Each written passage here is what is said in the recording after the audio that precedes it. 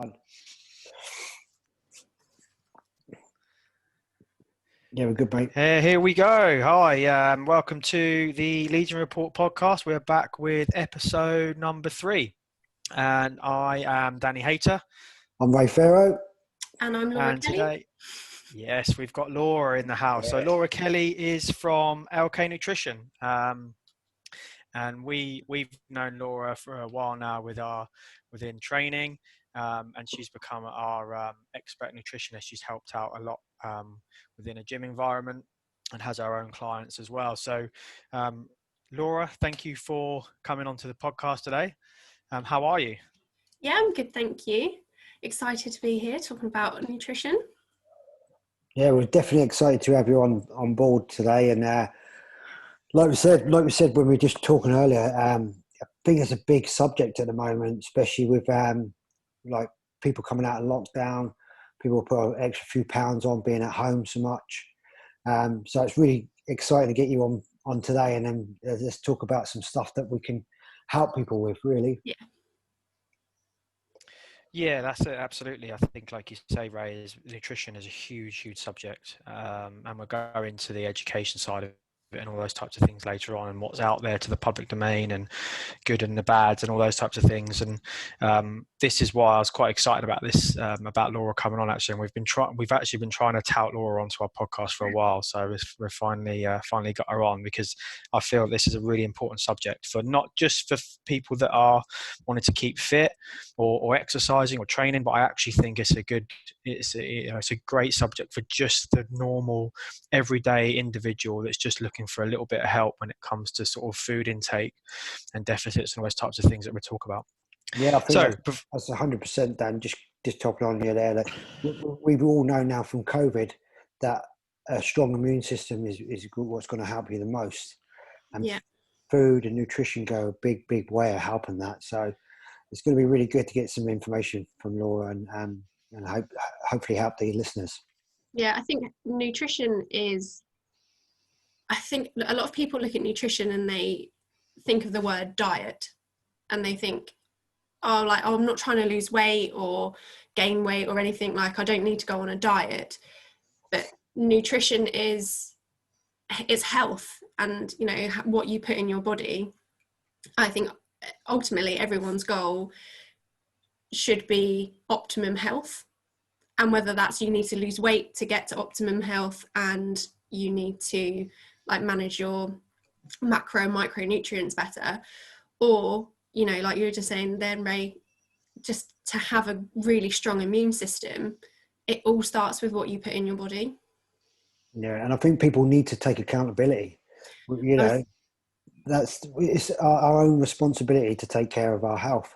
Yeah, that's one of the things that I was actually going to talk to you guys about today. I was hanging out in Washington today, and I was thinking about accountability and how it's on you. You are responsible for what you put into your body. I don't want to go off on a tangent now, so I don't know how you want to start down. We will get to that, definitely. Yeah. So just to get us started there, so if you can just sort of tell everyone a little bit about yourself, Laura, a little bit about maybe your fitness life, and then the way that you train, a little bit about LK Nutrition, how that's sort of come about, and then obviously a little bit about your family as well, just to give a bit of a flavour of who you are. Yeah, sure. So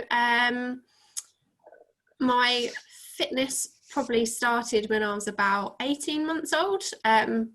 My mum got me into gymnastics pretty young, as I was climbing all over furniture and basically climbing on everything and throwing myself around. So my mum thought, I know, I'll channel that into gymnastics. So I competed from a really young age till I was about 15, 16. Competed reasonably high level, for county level, and then got to be a teenager. Didn't want to spend my Friday nights training in the gym anymore. Wanted to be probably drinking too much with my friends. So a back injury actually saw me retire. Around about 15 or 16. And then for years, really, I did nothing. kind of lived off, like, well, I was a gymnast before, so I'm fine. I don't need to do anything. I'm quite fit. Met Simon 9 years ago. Yeah, 9 years ago. And he was going to the gym. And I was just like, oh, so boring. At the time, I was actually a qualified personal trainer, but I hated the gym. Like, I found it so boring. I didn't know what to do. Nothing excited me about it. And then Simon, we'd probably been together for about a year, so about 8 years ago, said, oh, have you seen this thing called CrossFit? And I was like, no. And it's like something else he was chatting about, and he showed me a YouTube video of Rich Froning, and I was like, well, he's fit and that looks quite fun. So I joined Pure Gym with Simon, the one in Commercial Road, as it opened, and just started like doing CrossFit. Well, what we thought was CrossFit. I'd hate to have seen someone video us and see, like, look back on what we were doing, but yeah, we thought we were doing CrossFit. And Carl and Claire from the box in Portsea Island, they were PTs at Pure Gym, and they were like, are you guys doing CrossFit? And we're like, kind of. And they were just about to open the box. Yeah, we think so.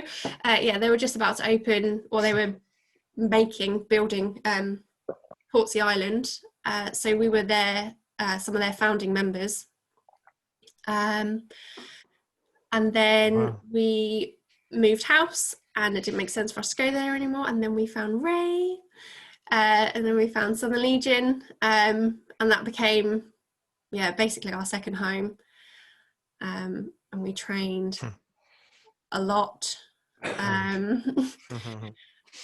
Like Sundays, we were in there 4 hours. 4 hours on a Sunday.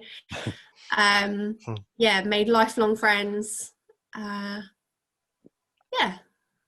obviously I stopped CrossFit a while back because I had a miscarriage, and kind of just threw me a bit. It wasn't anything to do with doing CrossFit at all, but that threw me a little bit, and then got pregnant with Zachary, and just thought, you know what, maybe it's time to take a little bit of a step back. I'd been doing it for 7 years, pretty full on, of training a lot. So yeah, I've actually taken some time out. I'm still doing like following Mayhem Freedom, so doing stuff at home, get out on my bike a lot with Zachary, go for walks and stuff, but yeah, I'm nowhere near doing as much fitness as I was before. Maybe in different ways. Yeah, and Fitness as a whole, yeah. I think Zachary weighs about 11-12 kilos, and I pick him up multiple times a day, so snatching Zachary just to make up for lost time. different kind of fitness. Yeah. Cool. So how did you so going there then? So what sort of steered you into the nutrition side of things then, Laura? I think with being so like into CrossFit, like I drank the Kool-Aid and I was into it, and then like the zone diet was the thing of the time, like a couple of years back with CrossFit. So people like Matt Chan were talking about the zone diet, so I was like, oh, okay, that's interesting. So started looking more into nutrition and stuff, and then realized that the zone diet is terrible and complicated, and it doesn't need to be that way. So I started looking for myself, really just like the kind of foods that would be beneficial to eat whilst training, to fuel my training for recovery, because like prior to that, like I had no idea what I was eating. I was just eating. I was probably not eating enough, and And I think when you train as much as we were training, like, you learn pretty quickly when your energy levels are really low. And you just think, oh God, like I can't, like I'm really struggling. Like I want to do all this stuff, but I can't.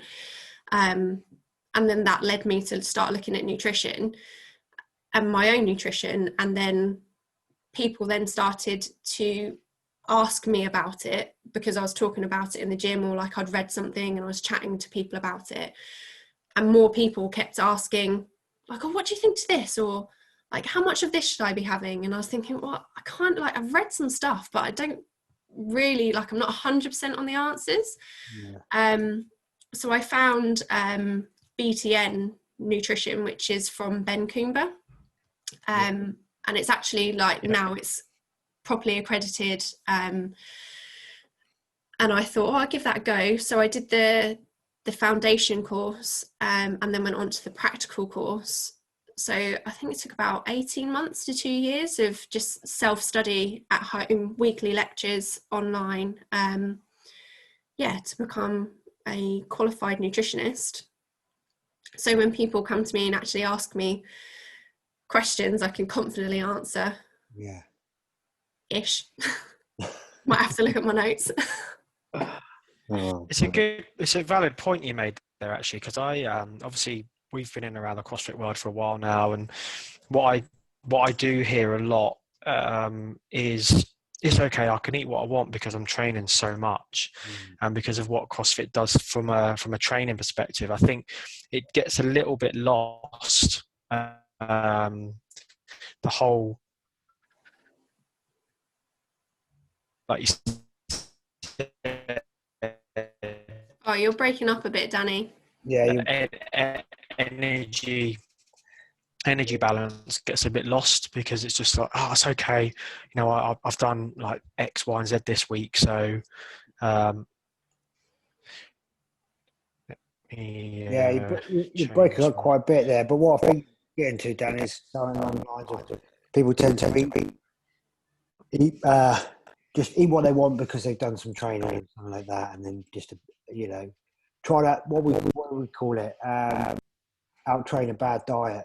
Yeah, and I think the only exception to that I've ever seen is Gemma Boucher. Yeah.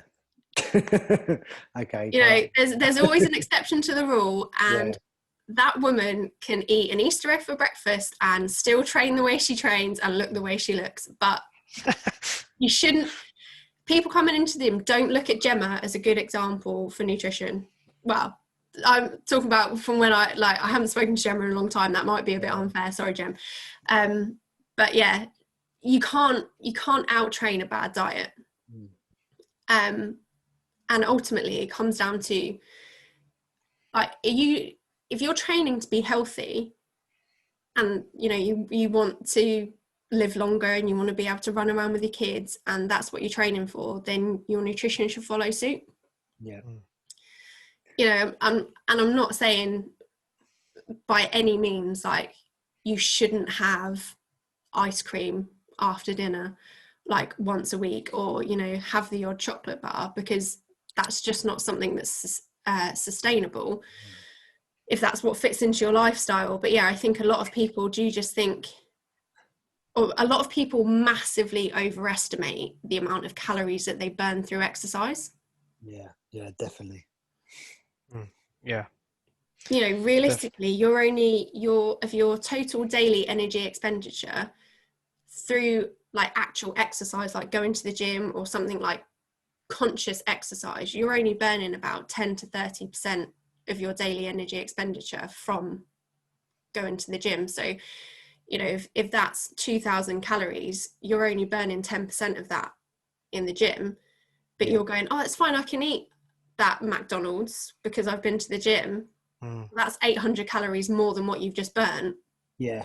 You know, and a lot of people are like, I don't get it. I go to the gym and, you know, why aren't I losing weight? I think it comes back to that justification is obviously one of those things that people, obviously we all try and justify things to ourselves. It's easier to do it to ourselves because, you know, no one else to tell us, we just justify it to ourselves. But it comes back to where we started from, the accountability side, and being accountable for our own decisions.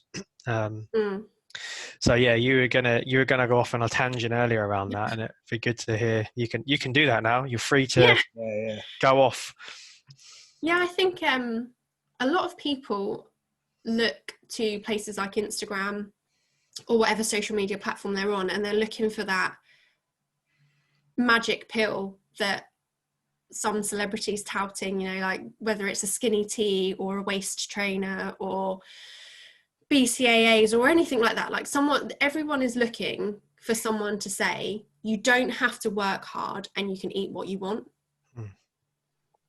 And I think people go, like, that's why so many people buy into these kind of things, because they want a quick fix, and they don't want to be accountable for what they're eating and what they're putting into their body, or what activity they're doing or lack of activity that they're doing. They want to be told, you do you, it's fine, you eat that cake and you have that takeaway and you do all these things, but just drink this tea and it will work.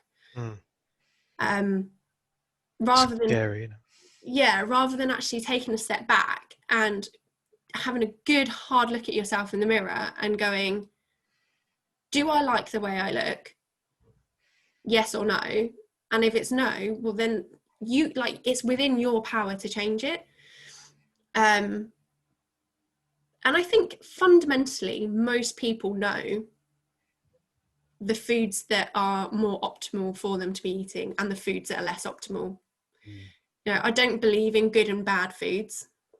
There are foods that are obviously more nutritionally beneficial for you to eat, and there are foods that just taste really nice that probably are a lot of calories, but you're going to be hungry again soon. But it's not good or bad, and I think that's something that a lot of people fall into the trap of when they say, oh, I've been really bad, I've eaten these things, I've been bad. It's like, okay, well, just draw a line under it, and if you know you've been bad, then you know how to be good. Yeah. You know what foods that are optimal for you to be eating. Yeah, you can quite distinguishingly pick what bad is, so that must mean that you know the opposite. So, Yeah.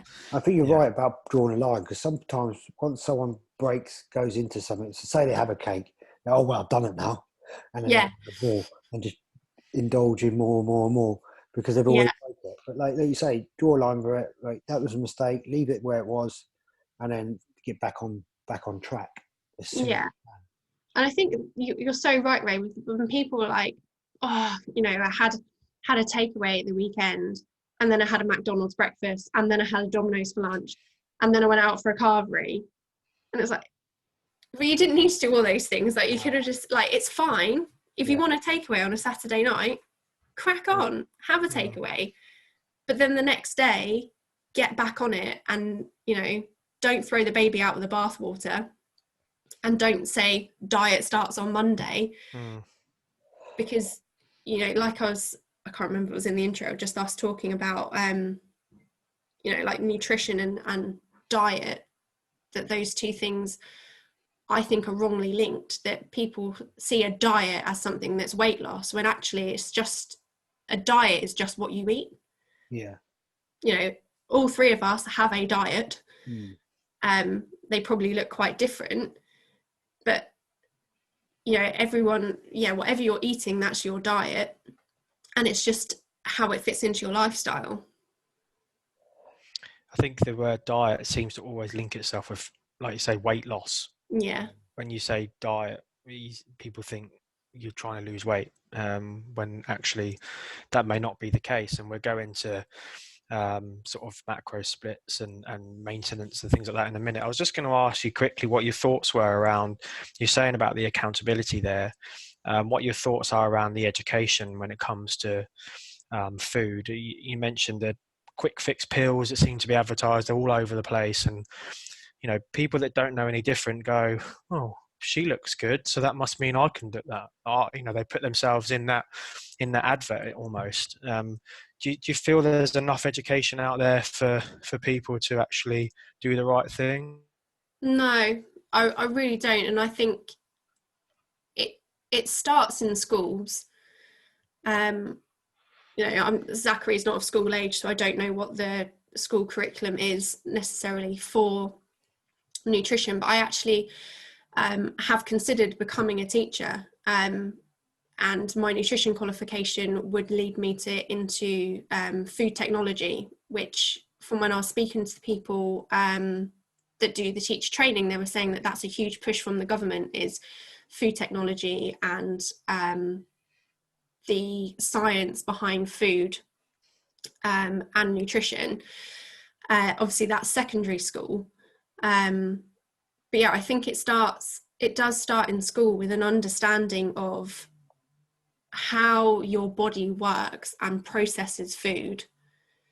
But I think there's a gap at the moment between, obviously that's great that can start now, but what about all the parents who don't have that education about food? I don't know what that looks like and how the government can solve it. And I know some schools, I saw in the paper the other day that a school had sent out an acceptable list of foods to have in kids' lunchboxes, and there was uproar. How dare the school tell us what we should be putting in what we should be giving to our kids for lunch? And you know, I know what a healthy lunch is, and there's like people putting pictures of like jam sandwiches and packets of crisps and chocolate bars, and like, what's wrong with this? Like, this is healthy.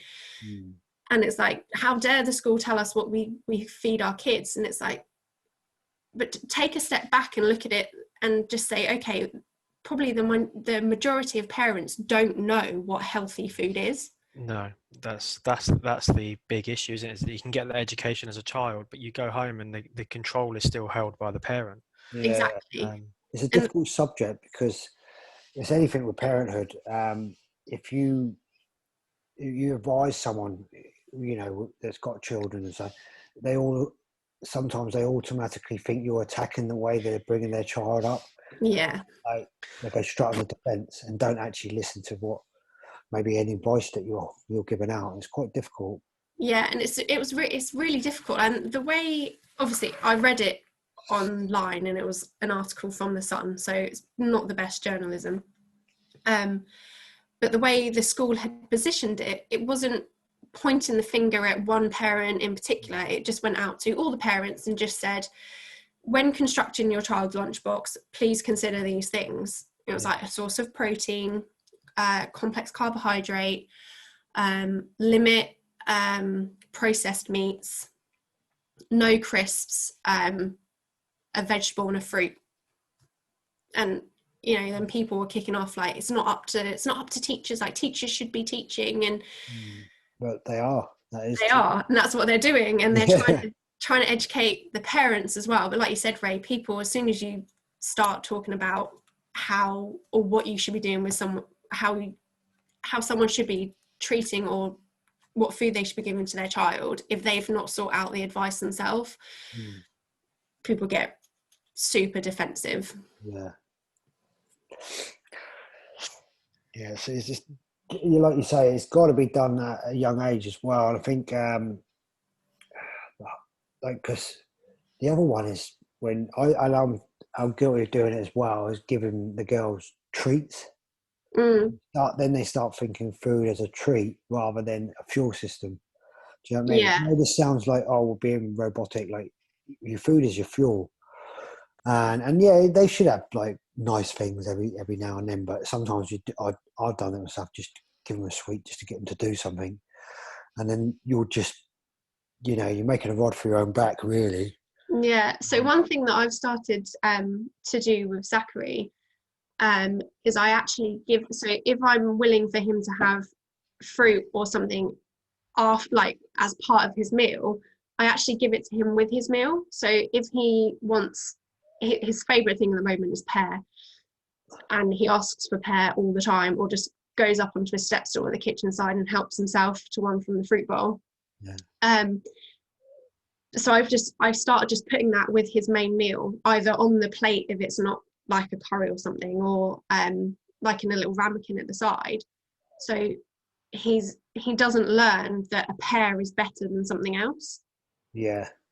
And that he follows his own cues and his own hunger cues, and also his own fullness cues, that if that's fine, if he wants to eat all the pear first and then have the curry, then he can. And there was a study out recently that showed that children eat more if they have fruit before they eat their main meal, because it stimulates their appetite. Okay. So that stimulation of their appetite, and I can see it in Zachary. If I give him his fruit with his main meal, he will eat more than he would if I were to wait for him to have it after. Okay. And the whole thing of, you can have that after you've had, so you can have a pear, but you have to eat all of this first. Yeah. That's teaching him that. So if he gets to a point and he'll tell me he's done, when he's finished, he says done. Yeah. And if I say to him, no, you're not, you need to eat more, he then starts doubting his own body and his own feeling of fullness, because I'm telling him he's not done. Yeah. Where actually kids, if you take like a baby who, whether they're breastfed or bottle fed, they will have as much as they want and then they stop. Yeah, that's right. So intrinsically, we are built to know when we are full and when we are hungry. Yeah. And it starts in childhood. My mum used to say it to me, like, oh, if you don't eat your dinner, you don't get pudding. Yeah. And I just used to say, that's fine, I don't want any. Like, that's all right. I don't want any pudding anyway, because I'm done. I don't want to eat any more dinner. Yeah. Whereas as soon as you tell a kid, no, you have to eat, that, that's when it becomes a battle at dinner time. And you get stressed, because as soon as you sit down for dinner, you think they're not going to eat that. They're not going to eat all of that. I know they're not going to eat all of that. And then they pick up on on your stress. And then, I mean, I'm not saying by any means it works perfectly every time. There are times I've cried in the kitchen when I've taken a full plate of food back and just think, like, why is he not eating? Yeah, and you'll find with kids as well, they'll have periods where they go a few days without eating so much, and then another few days where it's more you look over a week, innit, than the actual day. You really, with kids just look over a week. Yeah. Week or even a month. Yeah. Of what they're eating. But one thing that I saw actually that really resonated with me for, like, when I started weaning Zachary and giving him food and meals and things, was the division of responsibility. It's not my responsibility for him to eat the food. It's my responsibility as a parent to provide him with a healthy, balanced diet. It's his responsibility to eat it. So I provide him with all the food and, like a home, like most things he eats are homemade. I provide all that for him. And if he wants to eat it, he wants to eat it. That's great. But as soon as you start trying to force feed a child and say, like, you have to eat it, that's when, one, they're not going to trust themselves, and two, they're not going to trust you, because it just turns into a battle and it's not fun for anyone. But yeah, it's hard. Like, it is hard when he doesn't eat, but kids don't let themselves starve. No. And then, like, the other day we all sit down on Sunday and have dinner together, and it was one of his favourite meals, and we were like, he's going to polish that off, and he barely touched it. And you just think, okay, and then you try not to panic, and, like, you're looking at each other thinking, oh, he's not eating it, like, try not to make a big deal out of it. And you think, like, oh, what if he wakes up overnight hungry? He's never woken up overnight hungry if he hasn't eaten his dinner. No. Like, it's fine, and he's not going to let himself starve, and he just didn't fancy it. Yeah, and it happens to us, doesn't it? And we try to get there and going, oh, I don't fancy dinner tonight. Yeah, you put yourself. Yeah. You put yourself in the perspective, in the position of the child. Most of the time, they're not given a choice about what they eat anyway, and something's just put in front of them, and they're told to eat it.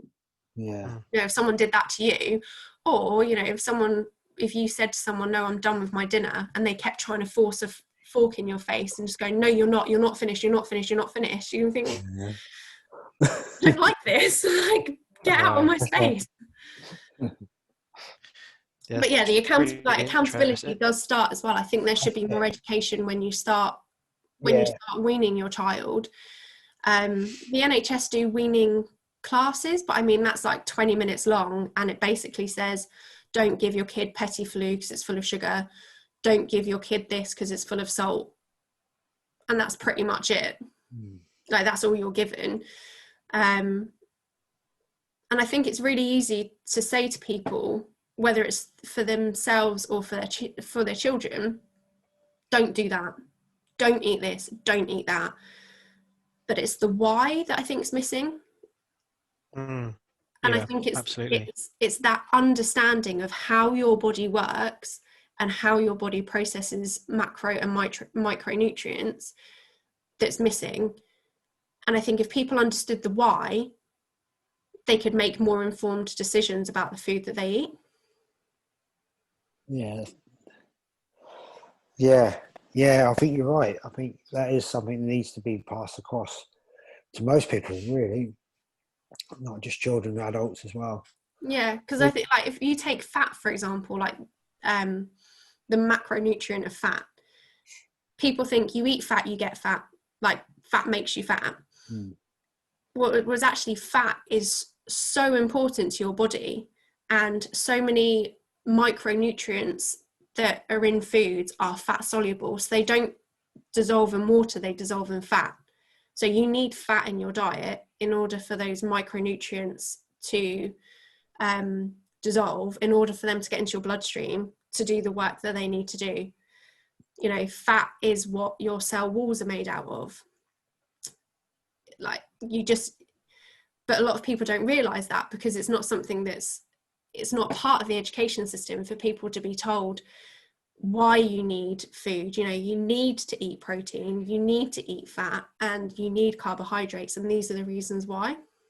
Yeah, I think fat has took over. I think it's not as bad as it used to be, but 10 years ago, fat took a really, maybe longer, but it took a real bad, it had a bad rep, didn't it, really? Like, everything was low fat this, low fat that, which is, like you said there, it's an essential macronutrient that we need for health. We're not just talking about fitness now, we're talking about health. Yeah. It's like you get essential fats, they're essential, omega-3s, stuff like that. Yeah, then you've got essential fatty acids. They're called essential because your body needs them in order to be able to function. And like you said there, omega-3 is a fatty acid, and it's an anti-inflammatory fatty acid. And the recommendation is that you take that every day, because people don't eat enough oily fish. You don't have to spend loads of money on branded omega-3, just a supermarket owned brand of just omega-3. A couple of tablets a day is going to be super beneficial to you. So just while we're on that, so talking about micronutrients, so things like you're saying there, like supplements, what would you sort of steer people towards? I know maybe supplements are not the best way. We always talk about whole foods and stuff like that, but there is certain things that you just can't get enough of, isn't there? Yeah, so the two things that I would always recommend to people that they have a supplementation in their diet would be omega-3 and vitamin D. Yeah. And I think vitamin D has been mentioned quite a bit throughout COVID. But yeah, vitamin D, because we living in the northern hemisphere, we just don't get enough from the sun. It's just not possible for us to get enough from the sun, and it's not easily available in foods.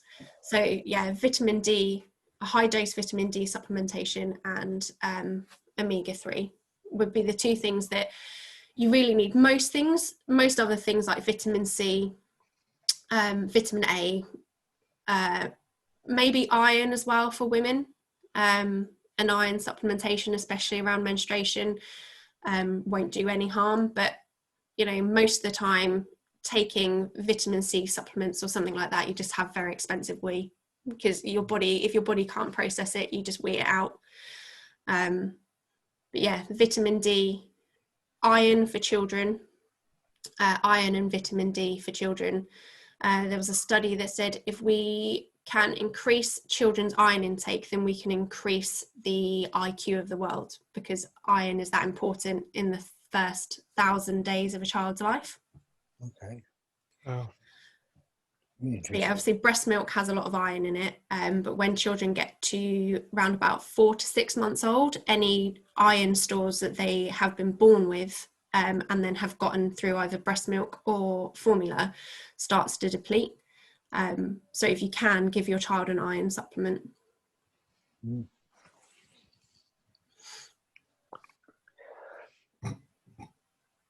Top tip. Yes, that's a very good one. I mean, we had some really good tips there. Definitely.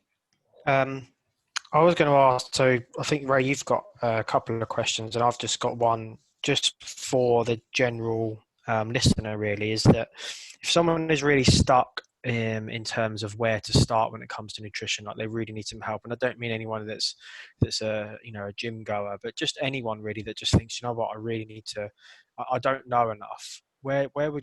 How would you get them to get started? Obviously, LK Nutrition for starters, but I think I would probably steer them towards, I would definitely steer them towards someone like Ben Coomber. Ben Coomber, Tom Bainbridge are the two guys that write the curriculum for BTN for the courses. BTN has an Instagram account, but social media can be super powerful and can be really good if you're following the right people. So don't take your nutrition advice from a Kardashian or someone from Towie. Like, that's probably not the best place to start, but seek out someone reputable like Ben Coomber or Tom Bainbridge, because they find articles, they read it, they look at it critically, and then they are actually really good. So the BTN has a really good blog. So you might see a really grabbing headline on the Daily Mail about something to do with nutrition, that a study's been released. They'll actually analyse what the study said, and was it performed in rats, or was it only 3 people that were studied? Was it done with just in vitro, so was it done in a petri dish, or was it done actually on someone? But I think if you're really interested in taking responsibility for your health, then seek out the people who have the knowledge. You can go down, you start following one person, you'll get suggested of other people that you should follow. But don't just assume because someone's looks good in their Instagram account that they know what they're talking about. Yeah. Yeah, that's the big. So I think the easier place to be would be where not to start, who not to look at for nutrition advice. Yeah. But yeah, so the list will certainly be bigger. yeah, it's a much bigger list. There's also a girl called Emma. I can't remember her Instagram handle now. Do you guys do show notes or anything like that? I could find out her. I think it's ESG. I think that's So if you give us the if you send it over to us, we tag it into our Instagram page when we launch the pod. Yeah, so there's a couple of people that I think are great to look at, that just give really honest advice, and I think that's the key. Like I was saying before, people look for that magic pill, when actually you want someone to say to you, put the 7th slice of cake down, take a good look at yourself. What do you want? This is on you. And I think those are the kind of people that need to be more mainstream, that need to have more airtime, and just to tell it how it is. And I'm not saying you need some drill sergeant who's screaming at you and not being very nice, but also just some hard truths. Yeah, you can't just keep eating cake and saying, "Oh, it's okay. I'm I love the person I am," and then being constantly ill, or putting yourself down that road in the further. I was talking to someone the other day, and this might upset a few people, but it is what it is. you don't see many, or if any, like really overweight 90-year-olds. Okay, but you could potentially see someone at 90 that's still smoking. So, Yeah. in my opinion, this might people might disagree with me, that obesity is worse than actual smoking, in my opinion, because you just don't. People are slowly killing themselves Yeah. by going down that road. I know it's hard. Sometimes, if you get into that situation, it's quite hard to get out. But like we said before, you do have to take responsibility for your actions. Yeah. And I think the government does actually have a really hard task, and they're not going to win, because they're not going to please people, or like they can't make everyone happy, and people disagree with some things that they're doing. But their whole giving people who are type 2 diabetic shakes to like as meal replacements. Yeah, this was recently, wasn't it? This is a study out recently. Yeah. Which, that's great. They might lose weight and they might reverse the effects of their type 2 diabetes, but that's only going to be temporary, because where's the education piece that goes along with it? Yeah, that's where's that piece of education that says to them, actually, these are the reasons why you need to stop eating the way you're eating. You know, and for some people, you know, they have to have limbs amputated because of their diabetes, but they still don't stop eating the way they're eating. And if that's not a wake-up call for people, I don't know what is. No. You know, that you're going to go blind and you're going to have your feet cut off, but you know, it's still not that wake-up call. And I think it's that education piece that's missing, and also the psychology around why people eat the way they eat. Yeah, that's a big one. That's probably a whole different topic, Yeah, and that's a whole different podcast. Yeah. But, that's a series, that is. yeah. But if there's anyone out there that wants to come and talk about that, you know, from with a professional opinion, we'd love to hear from them, because I think that's you mentioned it earlier, Laura, about force feeding children. You know, I'll put it bluntly, that's pretty much what sort of going into, and I think that could have a psychological effect as you get older, that I have to finish this meal because that's how I've been almost, you know, tuned in to do so. I have to make sure I eat everything that's on my plate. And now we're at a point where you can go to Carveries and you can order what you want, and you can put as much as you want on your plate, but that you know, that thought process of I'm going to have to finish this because it's on my plate and that's what I've been drilled to do doesn't go away. And I think the psychological impact to that is quite big. Yeah. I think like so many, I don't know the statistics of it, but a big proportion of gastric band surgeries end up failing, ultimately because people's psychological reasons for why they eat the way they eat is not addressed. Yeah, so that isn't it? Yeah, you know, it's major surgery, so it's not something that people would go into lightly. But I don't know, because I haven't experienced it myself, but I'm pretty sure that there's not a therapist who works with people, and I'm happy if someone wants to say to the show that like, I'm wrong, but you know, how are those people who are seeking that kind of help, before they go down the route of a gastric band, are they sitting down with a counsellor to understand their relationship with food?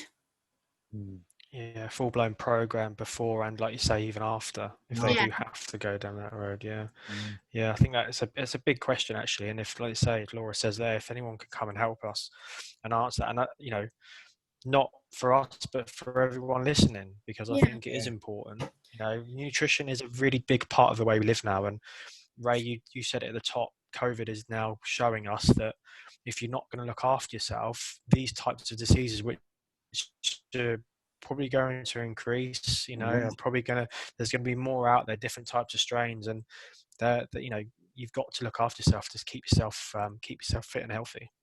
Yeah, really important. If you don't do it for yourself, you do it for your family. Do you know what I mean?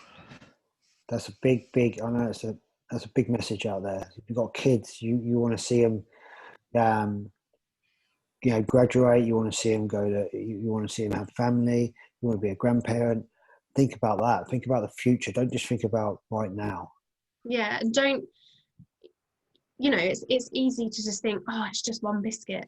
Yeah. But that one biscuit over a week is actually 10 biscuits, and over a month it's 100 biscuits. And what feels good for you in that moment, and I think that goes back to the psychological thing, like if you turn to food for comfort, you perhaps need to address why. Yeah. And, you know, is there something else that can give you that kind of endorphin release, you know, exercise, or even if it's just going for a walk. You know, if you think, oh God, I feel really, really crappy, I'm going to have a biscuit, maybe try not having the biscuit, but going for a 15-minute walk instead.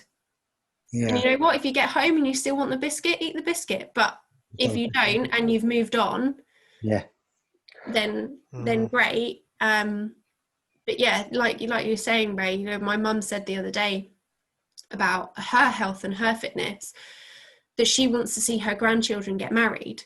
Yeah. You know, and that's like, her oldest grandchild is 7 and her youngest one is Zachary, who's 16 months old. You know, so that's a long way away. Yeah. But that's her aim, like that's what she wants. And that's her focus when she's thinking about what she's eating and the exercise that she's doing. And that short-term endorphin release of having something that's really tasty to eat is short-term. Yeah. Yeah, and if you're quite strong enough, it's going to help you be successful. We talked about this before, didn't we? The last episode about when we were talking about goals, goal setting enough. If you're wise strong, then it helps you achieve anything that you want to achieve, really. Yeah. Just one more thing, Laura, before we wrap it up. We talked about it just prior to the show starting, was NEAT. And I think so. It's quite, you did a great talk and you came to the gym last time about it. And I think it's been quite interesting just to get you some of your thoughts on it now, just because we've been in lockdown and some people are still working from home, how their NEAT is quite low. Do you know what I mean? And that's why maybe some people are putting on that extra few pounds. Yeah. So NEAT is non-exercise activity thermogenesis, which sounds super fancy, but it just basically means the energy that your body uses when it's not doing exercise. So putting the washing out, gardening, going for a walk to the shop, walking to your car, walking, like going up the stairs, all that kind of stuff is your NEAT. And it actually, so, right, I take it back a step. So each person has a total daily energy expenditure. And if you look at a calorie is just a form, just a unit of energy. So the energy your body burns is calories. And across the day, if you just lay down and do absolutely nothing, that's your basal metabolic rate. So your body burns hundreds of calories just by being, because obviously it's processing food, it's like muscle protein synthesis, like all the things that are happening within your body obviously take energy for your body to do. And then your total daily energy expenditure is then your NEAT, so the non-exercise activity thermogenesis, and your EAT, which is exercise activity thermogenesis.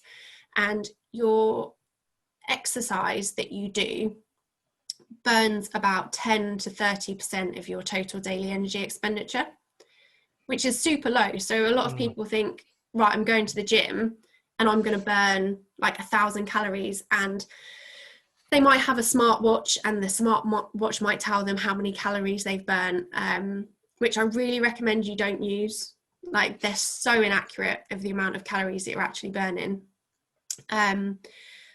So that activity that you're doing that is concentrated to the gym is such a small percentage of the energy that you're using in a day. And what makes up the rest is all the other little bits that you're doing. So, you know, like we were saying at the start of the show, if you, when you went to work, if you worked in an office. You know, you'd park your car in a car park and you'd have to walk through reception, through whatever to get to your desk. Those 200, 300 steps, if you do that twice a day, that's 600 steps that you're now not doing, because you walk downstairs in the morning, sit in front of, like, either you're at a desk or your dining room table, or sit in front of the TV, and that's where you stay. Which I think is why a lot of people over lockdown, even if they haven't started eating more, have noticed that they've started gaining weight. Is because these small bits of non-exercise activity that they would do throughout a day just aren't there. So one thing that I would really recommend to people who are working from home, it's actually really important as well for mental health, is to have what are called corridors. So for some people, when the world was normal, their corridor for going to work and arriving at work and then leaving work and arriving home might have been a walk to the bus stop, get on the bus, a walk the other side, or walk into their car, parking in the car park and then walking into the office. And it's those little bits of time that help you decompress and separate your work life from your home life, which obviously when you were at work in an office or wherever it was that you went to work was super important. You probably didn't really notice it, but now if you're working from home, it all just becomes a blur because you don't have a separator. So, you know, in the morning before you start work, go for a 15-minute walk. Or if it's absolutely hammering it down, you don't want to go for a 15-minute walk, go for a 5-minute drive, then come home and then start the day. And it's the same at the end of the day. Finish work, shut the laptop, put everything away as much as you possibly can, and go for a walk. Or do something for 10, 15 minutes that is active, but that's also going to remove you from that space of work, which I think now when people are working from home is super important. Yeah. And this is everything on top of just your normal gym routine. This is just your everyday daily structure that I think is being missed out by a lot. You know, it's completely being missed out by a lot of people now. Yeah, and I think it's really important to know that when you increase your exercise activity thermogenesis, so when you increase your EAT, you decrease your NEAT because you're tired. So, you know, an example I gave was when I was training CrossFit for like 6 days a week, I literally did nothing else. I was so lazy. I just sat on the sofa and did nothing. But since stopping training to that level of intensity, I feel so much better because I have more energy. You know, I've got more energy to go for a walk. I'm more inclined to go for a walk now because I'm not training 6 days a week and absolutely killing myself. I'm more inclined to go for an hour's walk, or you know, like go out on the bike ride with Zachary during the day.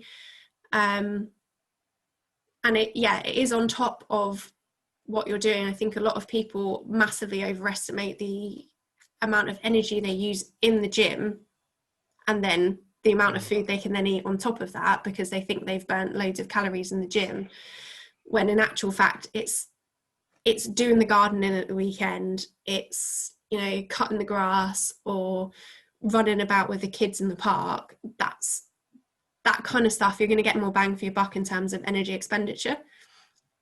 So more housework is what you're saying? Yes, more housework, more gardening. But just, you know, I think a lot of people like see the weather as an excuse as well not to get out. Yeah. But I guarantee a walk in the woods when it's absolutely freezing cold, and that feeling of when you get home and you can have a nice warm shower, you put your comfies on.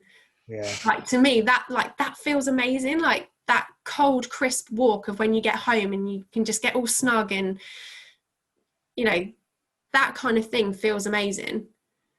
Yeah, I think fresh air, you know, nature, all those things are really good for your mental health as well, aren't they? So, Yeah. you know, I think a lot of people did get more outside recently, I think. But we'll see as it goes into the winter months now whether people can keep that up. It does put you off. But like you said, if you wrap up, then it's not a problem really. And you've always got your home to come back to turn the heating on and put your comfies on and have a nice hot chocolate or something. Yeah, exactly. Well, there's no such thing as bad weather, just bad clothes. Yeah. Yeah, that's true. So, It's another accountability point, isn't it, that we mentioned earlier about that. Oh, I'll start eating well tomorrow. I won't go out today because of the rain. I won't. You're talking yourself out of it, aren't you? And I think it's just coming back yeah. down to accountability. So, And I think unless something like really horrific happens on your walk, you're never going to regret doing it. Yeah. You only it's the same with the gym. You only regret the sessions you don't do. Yeah. You just apply that to the really simple things in life, like going for a walk or going for a bike ride. And I think since becoming a parent, I've really I've thought to myself, or Simon and I have had the conversation about what do we want to show Zachary? And it's things like we want to show him that being active is just a way of life, and it's normal for us at the weekend, if we need to go to the shops, that we'll go on a bike, that we won't just get in the car, and it's normal for us to go for a walk, going back to the accountability and what you want to show your children. And I think it's amazing, when parents take their kids to the gym and they see them do like workouts and things like that. That's absolutely amazing.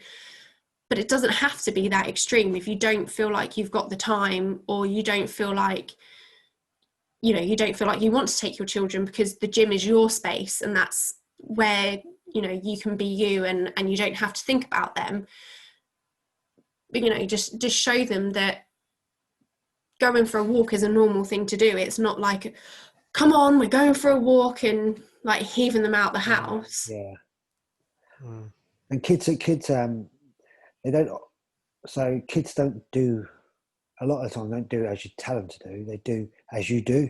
Yeah. We watch you so much, and you see it in their character, because they pick up things, and you're like, I think I do that, and then you see it, and you notice that they copy you. Yeah. So if they're seeing you going out for walks and enjoying stuff like that, that's got to be part of their life. It's just like you say, you got what you want for your children. Yeah. And it's like role modeling as well for kids when it comes to food and eating as well. If someone out there is struggling to get their kids to eat things, I guarantee you sit down with a plate full of broccoli and you start eating in front of your kid's going to want that broccoli. Because kids want what you've got. Zachary, at breakfast every day without fail, he will want fruit from Simon's bowl of porridge. Even though he's got exactly the same fruit, he wants it from Simon's bowl. And I found that, he goes through stages and things. And the other day he just decided he didn't want to eat broccoli. So with my lunch, I sat down with him and I started eating broccoli, and then I looked over and he's eating it. Amazing. And it's like, I didn't make a big deal of it, didn't tell him he had to. He just saw me doing it. And if he sees us going for walks regularly or going out on our bikes, that just becomes the norm, and that's just what we do. Yeah. Great habits to install. Yeah, exactly. Yeah, good one, Dan. So I think we could wrap up. If you guys are happy to wrap up there. I think that's been so fascinating, Laura. Thank you for coming on. It'd be good actually if maybe towards the end of the season we bring you come back in, and we may, because there's so many.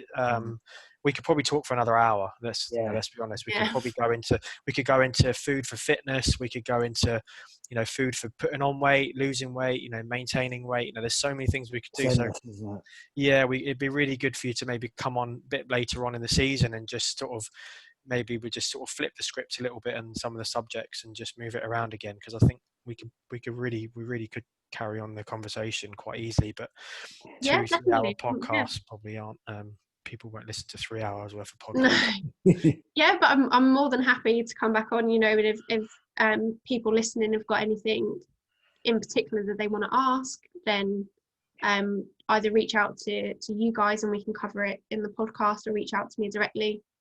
Perfect. Also, Laura, what our listeners are listening in now, where can they get where can they follow you on Instagram, or where can they get hold of you if they need to talk to you? So on Instagram you can follow LK Nutrition. I think it's LK_nutrition. You'll find it. These guys tagged it, so you'll find it. I haven't actually posted on there for quite a while because I was enjoying lockdown far too much with the family and not really posting on social media. But yeah, if anyone has got any nutrition questions or anything, just hit me up. I'm more than happy to answer as best I can. Not taking on clients or anything like that, just because I haven't got the headspace with a 16-month-old and a job.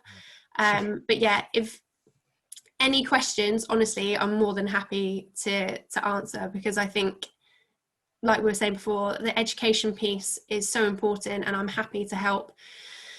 You know, I don't want anything in return from anyone. Is if I can pass on my knowledge to people, then, you know, I see that as a win. Amazing, brilliant. Yeah, we'll obviously put the tags and the Instagram pages and everything up when we release the podcast. Brilliant. Thank you, Laura. Yeah, thank you again, Laura. Thanks, guys. Perfect, guys. Thank you to everyone listening. So we will be back with episode 4, and we're going to be talking to a local gym owner. So we're going to be going through some of the ins and outs of how that, obviously COVID has affected local gyms, how important the community is to a local gym, and also the types of training and things as well that they're becoming really popular in a local facility. So really looking forward to our next episode 4. So keep an eye out for that. But for now, Ray, thank you. Laura, thank you again, and we look forward to having you back on the podcast very soon. But for now, good day. Yeah, thank you for listening, guys. Stay strong.